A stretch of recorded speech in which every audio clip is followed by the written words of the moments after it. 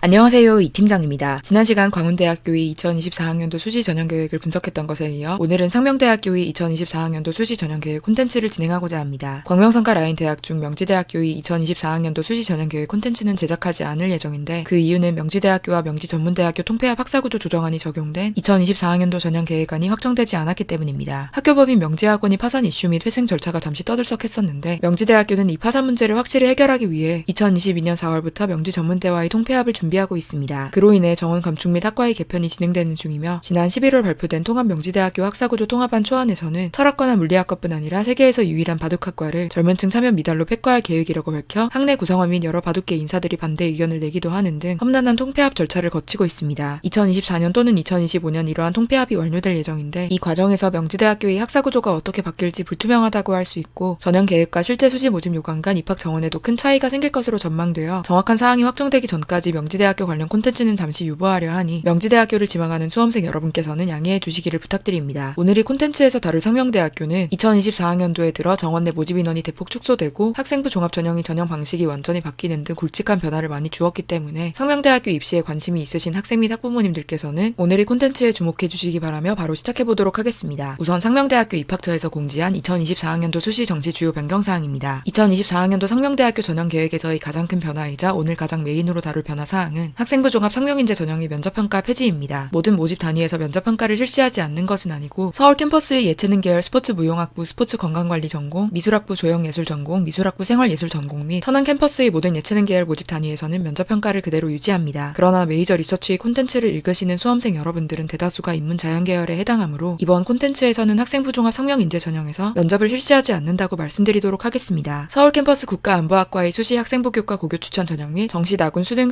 전형에서도 면접평가를 폐지하며 전형 방식을 일괄합산 전형으로 통일하였습니다. 천안 캠퍼스에서는 스포츠 융합학부의 신입생을 선발하는 수시 실기실적 특기자 체육 전형의 전형 방법을 교과 15% 출석 5%, 실적 80%에서 교과 20% 출석 10%, 실적 70%로 바꾸면서 교과 성적과 출석의 비중을 높인 사항이 있습니다. 그리고 학생부 교과 전형의 수능 최저학력 기준을 모두 1등급씩 완화하면서 간호학과 수 영탐 중 2개 영역합 8등급 이내 탐구 상위 한 과목, 간호학과 제외 모집 단위 국수 영탐 중 2개 영역합 10등급 이내 탐구 상위 한 과목이 수능 최저학력 기준을 적용합니다. 상명대학교는 수시 2월 인원이 어떤 전형에서 발생했는지 정확히 알려주지 않기 때문에 정확히는 알 수 없으나 학생부 교과 전형에서 수능 최저학력 기준을 맞추는 인원이 부족해서 수시 2월 인원이 생기는 것을 방지하기 위해 수능 최저학력 기준을 완화한 것이 아닐까 싶습니다. 화면 속 자료는 서울 캠퍼스, 천안 캠퍼스 두 캠퍼스의 인원을 통합하여 산출한 상명대학교의 2024학년도, 2023학년도 전형계획 기준 정원 내 전형의 모집 인원 취합 및 비교 자료입니다. 2023학년도에 대비해 2024학년도의 정원 내 모집 정원은 2,608명에서 2,748명으로 140명이 줄어들었는데 이는 상명대학교에 큰일이 생긴 것은 아니고 학과 신설로 인해 잠시 늘어났던 모집 정원을 다시 원래 수준으로 돌린 것입니다. 원래 대학이 모집 정원을 바꾸는 데는 특히 늘리는 데는 더욱 어느 정도의 제한이 있는데 2019년 교육부가 대학이 4차 산업혁명 관련 첨단학과를 신설할 시 임시적으로 입학 정원을 늘릴 수 있도록 조치했습니다. 그래서 상명대학교도 2021학년도부터 서울 캠퍼스의 지능 데이터 융합학부의 세부 전공인 핀테크 전공, 빅데이터 융합 전공, 스마트 생산 전공, 그리고 소프트웨어 융합학부의 세부 전공인 지능 IoT 융합 전공, 그리고 천안 캠퍼스의 디자인학부 AR, VR 미디어 디자인 전공, 그린 스마트 시티 학과를 신설했습니다. 그에 따라 상명대학교 모집 인원은 2020학년도 서울 캠퍼스 1,302명, 천안 캠퍼스 1,305명으로 총 2,607명에서 2021학년도 서울 캠퍼스 1,379명, 천안 캠퍼스 1,367명 총 2,746명으로 139명이 확대되었고요. 다만 이는 임시 증원으로 2024학년도까지는 원래의 입학 정원으로 복귀해야 했기 때문에 2024학년도에 다시 원래 규모로 인원이 돌아온 것입니다. 조금 이따 자료를 통해 확인하실 수 있겠지만 그에 따라 다른 단과대학의 모집 정원이 많이 줄어들었는데 전형 계획을 발표하는 시점인 2022년 4월과 달리 2022년 후반에는 2024학년도부터 대학이 정원 규제를 완화한다는 소식이 발표되었기 때문에 2024학년도 상명대학교 공식 수시 모집 요강을 통해 모집 정원이 어떻게 바뀔지 지켜볼 필요가 있겠습니다. 중앙대학교 역시 상명대학교처럼 인원을 증원하였다 2024학년도에 다시 감원한 상황이기에 중앙대학교의 2024학년도 수시 전형 계획 분석 콘텐츠도 읽어보시기 바랍니다. 그 다음은 서울 캠퍼스와 천안 캠퍼스를 나누어 전형별 인원 구성 변화를 비교한 자료입니다. 앞에서 말씀드렸듯 두 캠퍼스 모두 전체 모집 정원 감축의 영향을 받아 천안 캠퍼스의 학생부 교과 전형을 제외하고는 거의 모든 전형에서 고루고루 모집 인원이 감소했습니다. 서울 캠퍼스에서는 2023학년도와 2024학년도 모두 수시와 정시 비율이 60%, 40%로 인원 규모가 줄어들었을 뿐 비율은 비슷하다는 것을 확인할 수 있고 천안 캠퍼스에서는 정시 모집에서 선발하는 인원이 더 많이 줄어들었습니다. 이는 수시 2월 인원에 대한 고려도 있을 것이고 정시 모집의 합격군보다 수시 모집 합격군이 풀이 조금 더 낫다는 자체적인 판단의 영향도 있을 것입니다. 똑같이 성적만 평가하는 전형이라도 수시 학생부 교과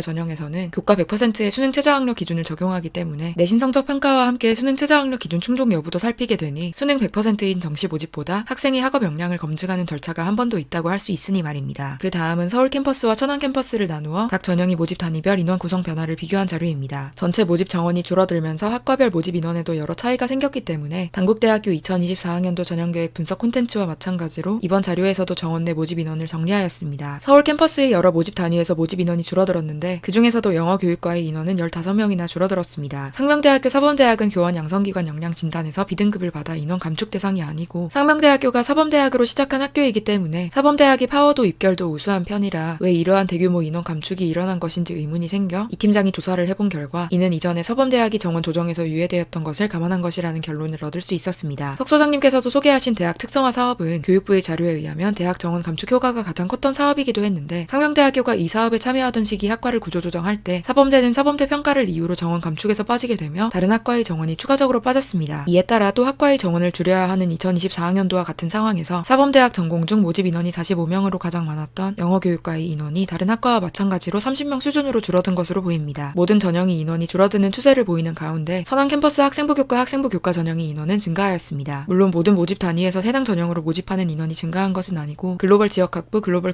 금융경영학부처럼 줄어든 경우도 있습니다. 인원 증가는 자연계열 모집 단위들에서 정시 모집이 인원을 많이 줄이고 그 줄인 인원 일부를 학생부 교과, 학생부 교과 전형으로 이동시킨 것이 영향으로 아까 말씀드렸듯 학생부 교과, 학생부 교과 전형에서는 수능 최저학력 기준까지 적용하므로 입결이 서울 캠퍼스와 꽤 차이나는 학생들이 지원하는 천안 캠퍼스에서 비교적 간단한 전형 방법으로 괜찮은 학생을 선발할 수 있는 가장 최선의 방법이라 생각해 이러한 인원 이동을 선택한 것이라 추측됩니다. 또 2024학년도부터 면접 폐지라는 큰 변화를 준 학생부 종합 상명인재 전형을 선뜻 늘리기도 조심스러워서 그렇기도 하고요. 기존의 광명상가 라인에서 명지대학교를 제외하고는 모두 면접 평가를 실시하는 학생부 종합 전형이 메인이었습니다. 2024학년도부터는 광운대학교와 가톨릭대학교가 서류형 학생부 종합 전형을 신설하며 명지대학교와 마찬가지로 면접형 서류형 학생부 종합 전형을 분리 운영하기 시작했는데 상명대학교는 화끈하게 학생부 종합 상명인재 전형을 면접형 전형에서 서류형 전형으로 전환해버렸습니다. 이는 더 많은 학생들이 상명대학교에 지원하게끔 하기 위한 고민이 결과로 추측됩니다. 상명대학교의 2022학년도 입시 결과에서 최종 등록자의 최고 내신 성적과 최저 성적의 편차를 살펴보시면 알 수 있듯 광명상가 라인이 합격 성적 스펙트럼은 꽤 넓은 편입니다. 지원하는 학생도 다양하고 합격하는 학생도 다양한 만큼 각 대학에서는 저마다 역량이 괜찮은 학생들을 유인할 전략이 필요하다고 할 수 있습니다. 입결 성적을 입학처 차원에서 공개하지 않는 대학교도 있고 최종 등록자들이 단순 평균 내신 성적만 공개하는 대학도 있고 저마다 입결을 공개하는 범위는 다양한데 일단 상명대학교에서는 최종 등록자들이 최고 최저 성적을 공개하고 있다는 것 자체에 학생들이 더 많은 지원을 유도하려는 의도가 숨어있는 것입니다. 평균 내신 성적만 공개된 경우 의도하지 않아도 평균 내신 등급보다 아래인 학생들은 조금 위축될 수 있는데 최저 성적이 공개되어 있으면 그래도 커트라인 위다라는 생각에 평균에서 최저 내신 성적에 해당하는 학생들이 지원할 용기를 얻을 수 있기 때문입니다. 아무튼 상명대학교에서 이처럼 학생부 종합 상명인재 전형을 완전히 서류형 전형으로 바꿔버리면서 광운대학교 2024학년도 수시 전형계획 분석 콘텐츠에서 말씀드렸던 것과 같이 국중세단 라인에서 서류형 학생부 종합 전형이 확대됨에 따라 늘어날 서류형 학생부 종합 전형을 위주로 입시를 준비하려는 학생들을 데려오는 효과 및 광명상가 라인을 안정해서 하얀 카드로 쓰는 학생들이 면접이 번거로워 지원을 꺼리는 것을 방지하는 효과를 기대할 수 있습니다. 물론 광운대학교,